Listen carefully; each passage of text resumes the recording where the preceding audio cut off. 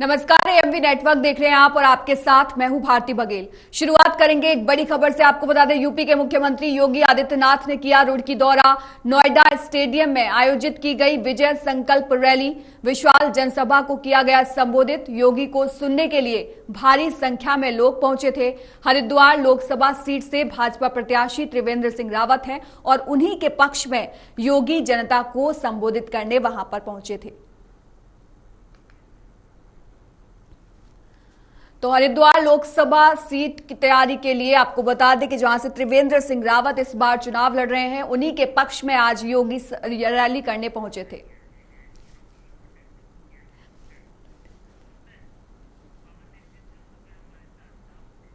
वहीं इस पर अधिक जानकारी के लिए हमारे साथ पवन दीक्षित, ब्यूरो चीफ, हमारे साथ जुड़ गए हैं। पवन, क्या कुछ अपडेट है और क्या कुछ खास रहा रैली में? बिल्कुल भारती, आज उत्तर प्रदेश के मुख्यमंत्री योगी आदित्यनाथ ने उत्तराखंड के गढ़वाल क्षेत्र की तीनों लोकसभा क्षेत्रों में एक एक विशाल जनसभा को संबोधित किया। जहां सबसे पहले योगी आदित्यनाथ देहरादून पहुंचे और वहां से वो गढ़वाल लोकसभा के श्रीनगर में उन्होंने एक जनसभा को संबोधित किया और उसके बाद में वो हरिद्वार लोकसभा के रुड़की क्षेत्र में उन्होंने एक जनसभा को संबोधित किया और सबसे अंत में उन्होंने देहरादून, उत्तराखंड की राजधानी देहरादून पहुंचकर टिहरी लोकसभा क्षेत्र के लिए एक विशाल जनसभा को संबोधित किया। इन तीनों जनसभाओं में उत्तर प्रदेश के मुख्यमंत्री योगी आदित्यनाथ को सुनने के लिए जो उनकी लोकप्रियता है, जो उनके भाषणों से लोगों को प्रभावित उनके भाषण जो करते हैं, वो इसी वजह से आज उनको बड़ी संख्या में तीनों इन रैलियों में सुनने के लिए लोग पहुंचे। और अगर राजधानी देहरादून की बात करें तो सबसे अंत में सबसे ज्यादा देर तक प्रतीक्षा करने के बाद जो वहां पर कार्यकर्ता, जो वहां पर आम लोग योगी आदित्यनाथ को सुनने आए थे, तो उनको बड़े बेसब्री के साथ उनका इंतजार था और बड़ी संख्या में बन्नू स्कूल में इस कार्यक्रम का आयोजन किया गया था, जिसमें उन्होंने पहुंचकर जो टिहरी लोकसभा क्षेत्र की भाजपा प्रत्याशी है माला राज्य लक्ष्मी शाह, उनके पक्ष में सभी से मतदान की अपील की और उन्होंने अपने भाषणों में सभी से ये आग्रह भी किया कि ये राष्ट्र निर्माण के लिए सभी उत्तराखंड की 5 सीटों पर कमल खिला करके प्रधानमंत्री नरेंद्र मोदी को एक बार पुनः प्रधानमंत्री बनाने के लिए अपने 5 लोकसभा क्षेत्रों से अपने 5 कमल खिला करके उनके गले का हार बनाना है। तो कुल मिलाकर देखा जाए तो आज क्योंकि अब चुनाव प्रचार उत्तराखंड में अंतिम दौर में है, आज से 3 दिन का ही प्रचार प्रसार बाकी है, क्योंकि 19 तारीख को यहाँ पर मतदान होना है पहले चरण में। तो ऐसे में 17 तारीख को 5 बजे तक ही ये जनसभाएं और जो रोड शो और जो स्टार प्रचारकों के दौरे हैं वो जारी है। और बिल्कुल पवन, और इसी के साथ एक सवाल मेरा और है कि बीजेपी हो या कांग्रेस, दोनों ही पार्टियां बहुत ही जोर शोर के साथ जुटी हुई हैं उत्तराखंड में, तो आपको क्या लगता है कौन किस पर भारी है? बिल्कुल, हालांकि अब ये मतदान के बाद मतगणना जब होगी तभी पता चलेगा कि कौन किस पर भारी है, लेकिन जिस तरह से अभी जो आजमाइश चल रही है दोनों ही पार्टियों में, क्योंकि मुख्य मुकाबला यहाँ पर 2 ही पार्टियों में है, भारतीय जनता पार्टी और कांग्रेस पार्टी। तो कांग्रेस पार्टी भी जिस तरह से चुनाव लड़ रही है, कई सीटों पर अच्छी फाइट दे रही है। हालांकि भारतीय जनता पार्टी अपनी तरफ से कोई भी कोर कसर छोड़ना नहीं चाहती है। यही वजह है प्रधानमंत्री नरेंद्र मोदी की अभी तक 2 जनसभाएं यहाँ पर हो चुकी हैं, एक गढ़वाल क्षेत्र के लिए ऋषिकेश में और एक कुमाऊं क्षेत्र के लिए उधम सिंह नगर में। उसके साथ ही जेपी नड्डा एक बार यहाँ पर आ चुके हैं, राष्ट्रीय अध्यक्ष है भारतीय जनता पार्टी के, और कल भी वो टिहरी लोकसभा की एक मसूरी में विशाल रोड शो करने वाले हैं, यहाँ पर एक जनसभा को संबोधित करने वाले हैं। इसके साथ ही 16 तारीख को यहाँ पर अमित शाह पहुंचने वाले हैं। तो कुल मिलाकर देखा जाए तो लगातार भारतीय जनता पार्टी की जिस तरह की तैयारियां हैं, उसके सामने जो कांग्रेस पार्टी की जो तैयारियां है वो कहीं न कहीं फीकी जरूर नजर आ रही है, लेकिन कई सीटों पे कांग्रेस भी अच्छी टक्कर भारतीय जनता पार्टी को देती हुई दिखाई दे रही है। हालांकि कल जो कांग्रेस पार्टी की राष्ट्रीय महासचिव है प्रियंका गांधी, उन्होंने 2 जनसभाओं को संबोधित किया था। एक गढ़वाल क्षेत्र की, जो कि कुमाऊं विधानसभा कुमाऊं क्षेत्र में पड़ती है, नैनीताल की ही रामनगर में उन्होंने एक जनसभा को संबोधित किया, और दूसरी जो हरिद्वार लोकसभा सीट के जो रुड़की में उन्होंने एक जनसभा को संबोधित किया था। इससे भी कहीं न कहीं जो कार्यकर्ता हैं, जो वरिष्ठ नेता है, उनके अंदर सामंजस्य बनाने की एक कोशिश प्रियंका गांधी के द्वारा की गई। वहीं एक एकजुटता के साथ साथ एक कांग्रेस को मजबूती देने का काम कांग्रेस पार्टी की जो राष्ट्रीय महासचिव प्रियंका गांधी के द्वारा किया गया। तो कुल मिलाकर देखा जाए तो दोनों ही पार्टियों में जोर आजमाइश चल रही है। पवन, प्रियंका गांधी का आपने जिक्र किया, प्रियंका गांधी हो या कुमारी शैलजा हो, दोनों के द्वारा लगातार तमाम मुद्दे जो है उत्तराखंड के द्वारा उठाए जा रहे हैं, और जो पक्ष पार्टी है, जो बीजेपी है, उसको घेरने की कोशिश की जा रही है। तो क्या लगता है आपको, इन मुद्दों का कितना प्रभाव जो है वो आगामी लोकसभा चुनावों पर पड़ेगा? बिल्कुल भारती, जब कोई भी बात उठाई जाती है तो उसकी क्रिया और प्रतिक्रिया दोनों तरह से दोनों पार्टियों की ओर से आती है। जहां कांग्रेस पार्टी की राष्ट्रीय महासचिव हो या फिर कांग्रेस पार्टी की प्रभारी कुमारी शैलजा हो, उनके द्वारा जो चाहे वो अंकिता भंडारी का हो, चाहे वो महिलाओं को लेकर के हो, चाहे वो अन्य जनहित के मुद्दे जो प्रेस के माध्यम से उठाए गए या जो प्रियंका गांधी के द्वारा अपने भाषणों में कहा गया, उसको लेकर के भारतीय जनता पार्टी की ओर से भी पलटवार किया गया। वहीं भारतीय जनता पार्टी के द्वारा जो मुद्दे उठाए जा रहे हैं या फिर जो संकल्प पत्र में जारी किए गए, उस पर भी कटाक्ष किया गया है कांग्रेस पार्टी के द्वारा। जैसे कि कांग्रेस पार्टी ने जब अपना घोषणा पत्र जारी किया था तो उस पर भारतीय जनता पार्टी ने उसको न्याय पत्र की बजाय अन्याय पत्र करार दिया था। तो वहीं भारतीय जनता पार्टी के द्वारा जब आज संकल्प पत्र जारी किया गया तो उसको संकल्प पत्र न कह करके ये जुमला पत्र करार दिया गया है कांग्रेस पार्टी के द्वारा। तो एक तरफ से कहा जाए तो चुनावी घमासान चल रहा है उत्तराखंड में, एक दूसरे पर बार और बिल्कुल वार पलटवार का दौर जारी है पवन, और आप हमारे साथ लगातार बने रहिए, आपसे आगे भी अपडेट लेते रहेंगे। बीजेपी ने आज लोकसभा चुनाव 2024 का अपना संकल्प पत्र जारी कर दिया है। बीजेपी के राष्ट्रीय कार्यालय दिल्ली में प्रधानमंत्री नरेंद्र मोदी की मौजूदगी में समिति ने घोषणा पत्र तैयार किया, जिसका प्रधानमंत्री नरेंद्र मोदी ने लोकार्पण किया। इस संबंध में उत्तराखंड बीजेपी के वरिष्ठ नेता ज्योति प्रसाद गैरोला ने मीडिया से खास बातचीत की और उन्होंने कहा कि यह संकल्प पत्र 2047 के लक्ष्य को आसान बनाने में बेहतर साबित होगा। इस संकल्प पत्र में प्रधानमंत्री मोदी ने जो गारंटी जनता को दी है, उस पर हमारी पार्टी खरी उतरेगी। इस संकल्प पत्र में प्रत्येक जाति, धर्म, वर्ग, क्षेत्र, अगड़े पिछड़े, दलित, आदिवासी, किसान, जवान, गरीब सभी का ध्यान रखा गया है।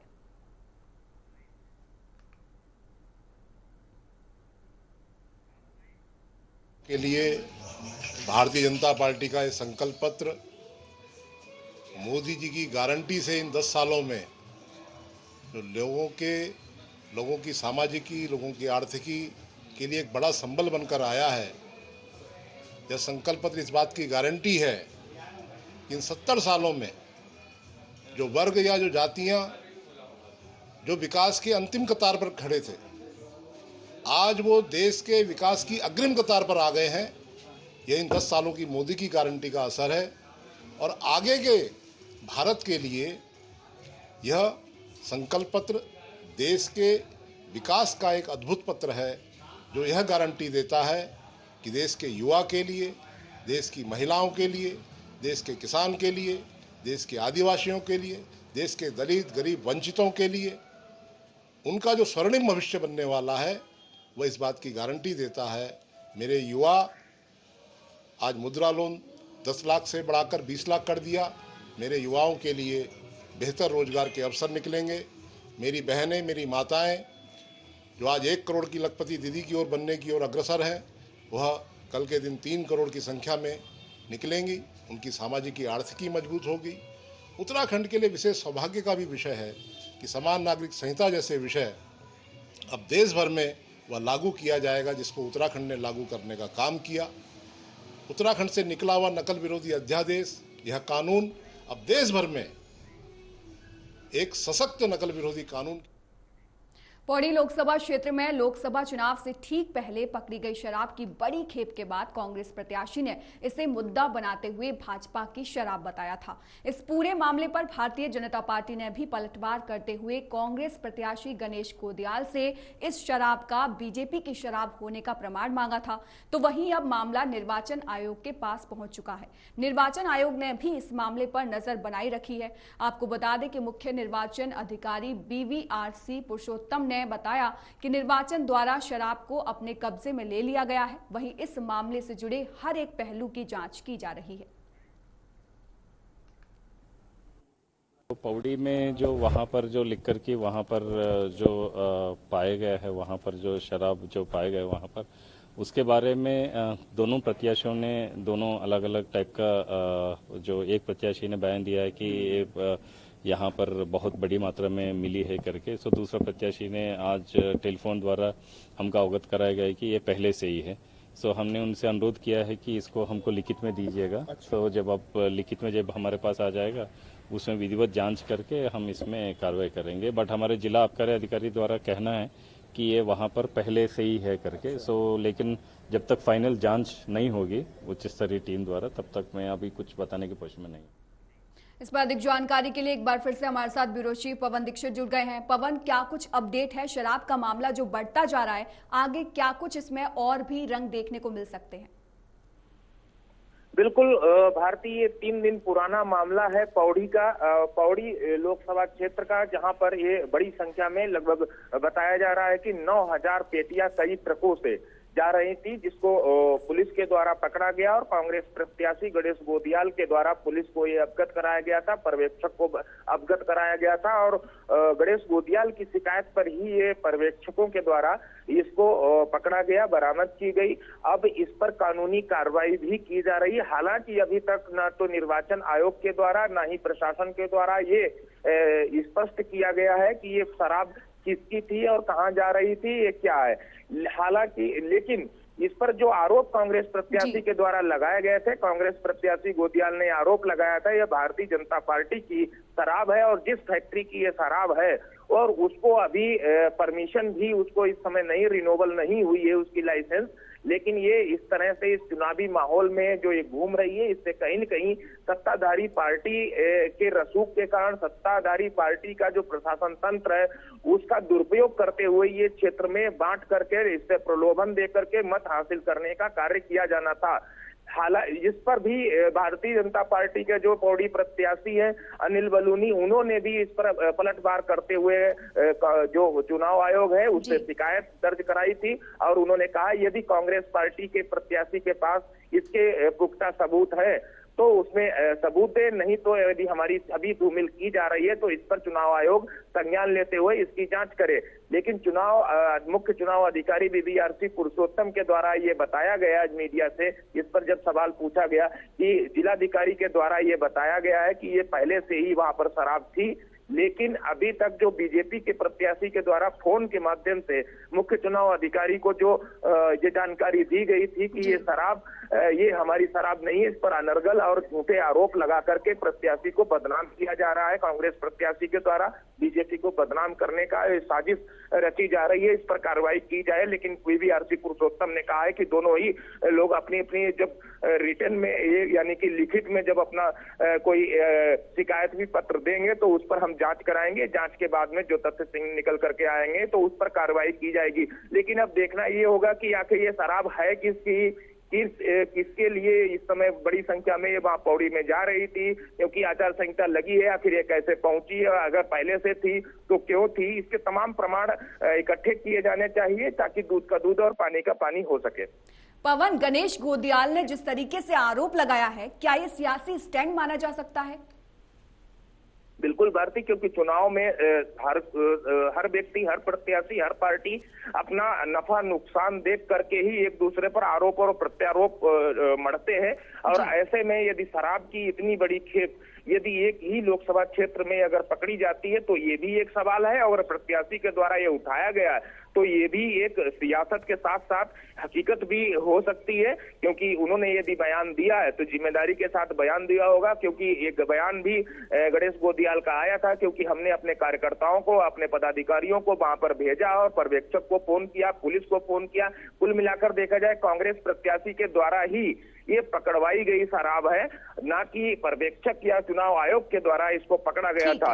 इसलिए कहा जा सकता है राजनीतिक भी हो सकता है और इसके साथ ही ये हकीकत भी हो सकती है जो गणेश गोदियाल आज बयान दे रहे हैं। लेकिन ये जांच का विषय है, जांच में क्या निकल करके सामने आता है, किस तरह से चुनाव आयोग निष्पक्ष तौर पर इसकी जांच करता है, यदि जांच में कोई दोषी पाया जाता है तब उस पर क्या कार्रवाई होती है। बिल्कुल पवन, धन्यवाद तमाम जानकारी के लिए पवन। आजादी के बाद से गांव में सड़क आने का इंतजार कर रहे देहरादून जिले के पहाड़ी क्षेत्र सनगांव, नाहीकला और सिंधवाला ग्राम पंचायत के पंचायत प्रतिनिधियों ने ग्रामीणों के साथ मिलकर सड़क के निर्माण की मांग को लेकर लोकसभा चुनाव 2024 का बहिष्कार कर दिया था, जिसके बाद डोईवाला तहसील प्रशासन के साथ और फिर मुख्य विकास अधिकारी के साथ कई दौर की वार्ता हुई। लेकिन जब कोई निर्णय नहीं निकला तो जिला निर्वाचन अधिकारी सोनिका सिंह के दिशा निर्देश के बाद एक बार फिर से जिला विकास अधिकारी के साथ वन विभाग, लोक निर्माण विभाग और तहसील प्रशासन की टीम सनगांव पहुंची और चुनाव बहिष्कार पर अड़े गांव के लोगों के साथ पंचायत प्रतिनिधियों से वार्ता की। काफी समझाने बुझाने के बाद चुनाव का बहिष्कार का निर्णय वापस लेते हुए ग्रामीणों ने लोकसभा चुनाव 2024 के 19 अप्रैल को होने वाले मतदान में भाग लेने के लिए शपथ ली और विश्वास दिलाया कि लोकतंत्र के महापर्व का वो हिस्सा बनेंगे।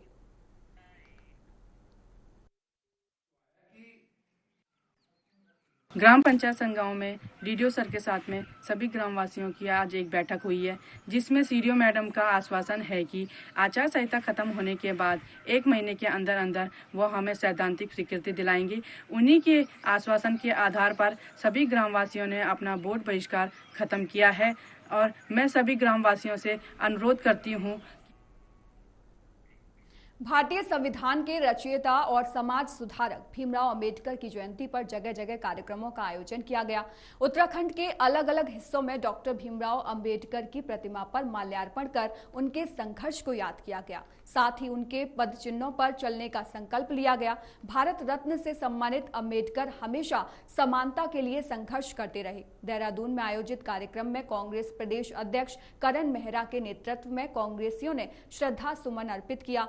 कांग्रेस प्रदेश अध्यक्ष करण मेहरा ने कहा, बाबा साहेब ने अनुसूचित जातियों, जनजातियों और समाज के पिछड़े वर्गों के लिए अतुलनीय संघर्ष किया है। उन्होंने सामाजिक भेदभाव को दूर करने का और समानता का सिद्धांत लागू करने के लिए भारतीय संविधान का मार्ग चुना। उन्होंने कहा कि हमें डॉक्टर अंबेडकर के आर्थिक और सामाजिक सुधार के विचारों को साकार करने के लिए प्रयास करने होंगे। राज्य सरकार में वरिष्ठ दायित्वधारी भाजपा नेता, आपको बता दें, ज्योति प्रसाद गैरोला ने कहा कि भाजपा सरकार ने भारत रत्न से सम्मानित डॉक्टर अंबेडकर की ओर से संविधान में प्रदान किए गए अधिकारों और SC/ST को मजबूत करने का काम किया है।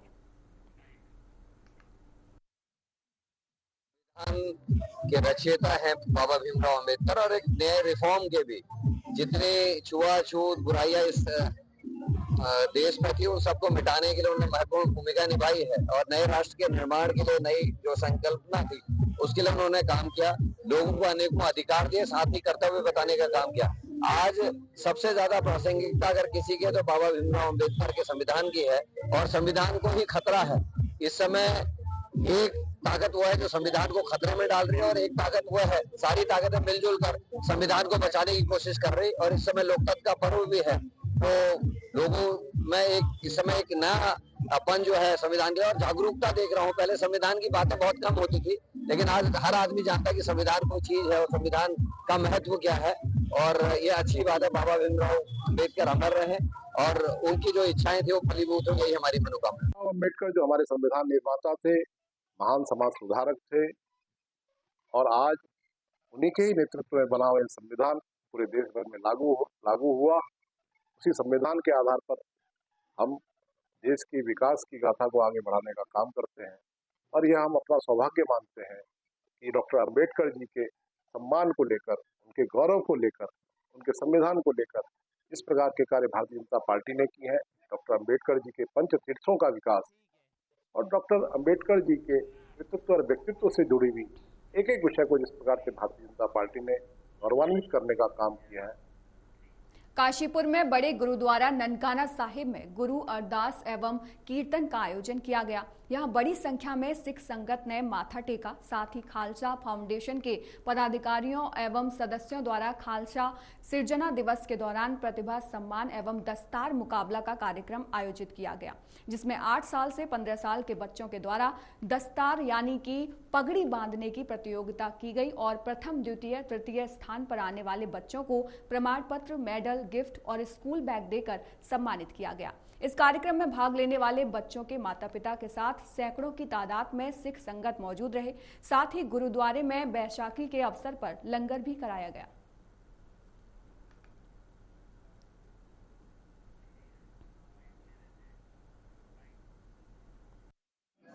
आज 325वां खालसा स्थापना दिवस, खालसा सृजना दिवस मनाया गया।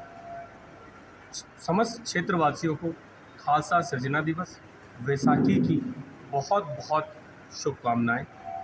आज गुरुद्वारा श्री ननकाना साहिब में संत बाबा बचन सिंह जी, बाबा सुरेंद्र सिंह जी की अगुवाई में खालसा फाउंडेशन, खालसा समाज सेवा सोसाइटी द्वारा निरंतर सेवा के भाव से दूसरा दस्तार बंदी मुकाबला कराया गया, जिसमें 300-350 बच्चों ने पार्टिसिपेट किया और उसमें जो विजेता हुए उन्हें ट्रॉफी, सम्मान, सर्टिफिकेट्स सबको दिया गया।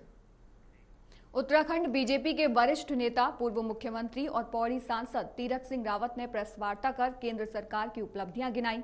इस दौरान तीरथ सिंह रावत ने कई मुद्दों पर खुलकर बात की। इसी कड़ी में उन्होंने लोकसभा चुनाव 2024 में उनका टिकट कटने पर भी प्रतिक्रिया दी, लेकिन तीरथ सिंह रावत टिकट कटने को लेकर किए गए सवाल का जवाब देने में काफी असहज नजर आए और उन्होंने कहा कि भारतीय जनता पार्टी में किसी का टिकट नहीं काटा जाता है, बल्कि जिम्मेदारियां तय की जाती हैं। उनसे जब पूछा गया कि आप मोदी सरकार की इतनी तारीफ कर रहे हो, अपने इतने काम गिना रहे हो, उसके बावजूद भी आपको मुख्यमंत्री बनाकर हटा दिया गया, टिकट काट के आपकी सांसदी छीन ली गई, बार बार आपके साथ ही ऐसे ही हादसे क्यों हो रहे हैं।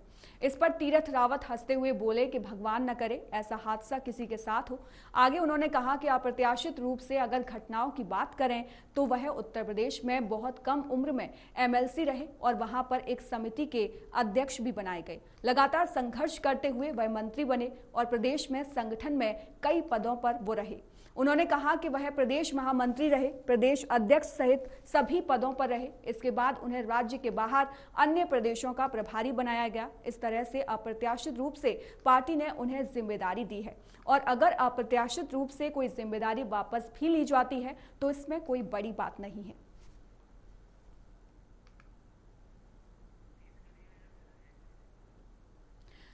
तो लोकसभा चुनाव से तीरथ सिंह रावत का टिकट काटने के बयान पर तीरथ सिंह ने भी उसका जवाब दे दिया है और तीरथ सिंह रावत ने कहा कि बीजेपी से किसी का टिकट नहीं काटा जाता है, बल्कि उन्हें अहम जिम्मेदारियां सौंपी जाती हैं और मुझे जो भी जिम्मेदारी सौंपी गई है उसे मैं पूरी तरीके से पालन करूंगा।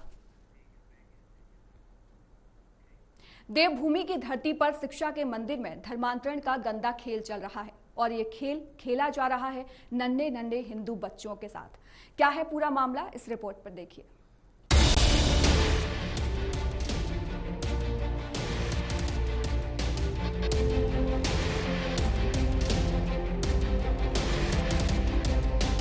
बच्चे गीली मिट्टी की तरह होते हैं, उन्हें जैसा चाहे वैसे रूप में ही ढाला जा सकता है। जो संस्कार दिए जाएंगे वो इनके आने वाले जीवन की नींव होते हैं। कहते हैं ना, संस्कार जीवन की नींव है और संस्कृति जीने का रास्ता। सुना है संस्कार ही समाज में चरित्र के आईने होते हैं। आज इस आईने में कुछ धुंधला सा नजर आता है समाज, जैसे संस्कारों पर छाई किसी अधर्म की छाया हो। उत्तराखंड के रुड़की में एक प्ले स्कूल में ईद कार्यक्रम के लिए आयोजन किए गए इवेंट में बच्चों को नमाज पढ़ाया जा रहा है। अभिभावकों ने इस स्कूल के विरुद्ध पुलिस को शिकायत दी। अभिभावकों ने स्कूल पर छोटे बच्चों को भ्रमित करने का आरोप जड़ा है। वो हिंदू हैं और ऐसे में उनके बच्चों को नमाज क्यों सिखाई गई। शिक्षा के मंदिर में शिक्षा की धाराएं बहें, वही ठीक लगता है, न कि धर्म परिवर्तन का धंधा। आखिर देवभूमि उत्तराखंड के अंदर मासूम हिंदू बच्चों के साथ ऐसी नापाक हरकतें क्यों की जा रही हैं? क्या ये देवभूमि को जिहाद के केंद्र के रूप में स्थापित करने और उसकी पवित्रता और अखंडता को तोड़कर हिंदुओं को चिढ़ाने के लिए किया जा रहा है? प्ले स्कूल में हिंदू बच्चों के हिंदुत्व से तोड़कर इस्लाम के साथ जोड़ना और उनके मन मस्तिष्क के ऊपर ऐसा जहर घोलना जो भविष्य में चलकर उनके खतरनाक मंसूबों को इन बच्चों के जरिए अंजाम तक पहुंचाया जा सके, इसके लिए ये सब कुछ हो रहा है। ये कोई छोटी मोटी घटना नहीं है। इसकी गहराइयों में जाएं तो ये बहुत बड़े षड्यंत्र की ओर इशारा करता है। फिलहाल इस पूरे षड्यंत्र से पर्दा उठना अभी बाकी है, मगर अब तक जो कुछ इस वीडियो के जरिए निकलकर सामने आया, इससे साबित होता है कि आज देश में हिंदुत्व और सनातन को तोड़ने के लिए कितना बड़ा रैकेट का कार्य चल रहा है। अगर इसी के विपरीत हिंदू स्कूलों में मुस्लिम बच्चों को रामायण का पाठ करवा दिया जाता या कहीं गीता की शिक्षा दे दी जाती तो देश में सेक्युलरिज्म का ताना बाना टूटने लगता। हाय तौबा, इस कदर मचाया जाता जैसे मानो उनका धर्म खतरे में आ गया।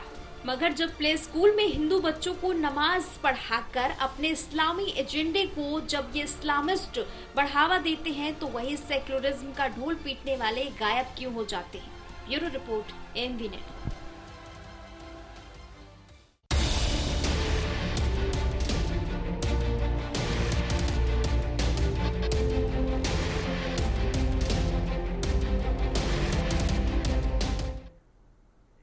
फिलहाल इस बुलेटिन में इतना ही। देश और दुनिया की तमाम खबरों के लिए आप देखते रहिए एएमवी नेटवर्क।